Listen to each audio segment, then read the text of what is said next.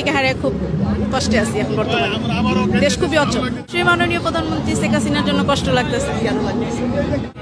উনি অনেক ভালো একজন মানুষ ছিল। দেশটা এখন আমাদের অচল হয়ে গেছে। বিগত 5 মাসে দেশ আর দেশের জায়গা নেই। সেটা আমাকে জিজ্ঞেস করেন, আপনার এক রিস্কওয়ালাকে জিজ্ঞেস করেন, বা একটা ধনী লোককে জিজ্ঞেস করেন, সবাই একই কথাই বল যে আগে ভালো ছিলাম, আগে নিরাপত্তা ছিল। প্রত্যেকটা জিনিসের জন্য আমাদেরকে ইউনিক কিছু কাজ করতে হবে। শুধু যে ঘরই সামলাবে নারীরা, বাইরে সামলাতে পারবে না এটা না, নারীরা সব পারে। এখন আর ওই আগের যুগ নেই যে মেয়েরা বাইরে বেরোতে পারবে না, কাজ করতে পারবে না। যুগ অনেকটা চেঞ্জ হয়েছে, তো যুগের সাথে সাথে আমাদেরকেও চেঞ্জ হতে হবে, এই মন মানসিকতাতে বের হতে হবে। ওনার ব্যাপারে এতটুকুই বলতে চাই যে উনি অনেক ভালো একজন মানুষ ছিল। মাননীয় প্রধানমন্ত্রীকে হারিয়ে খুব কষ্টে আছি এখন বর্তমানে। দেশ খুবই অচল।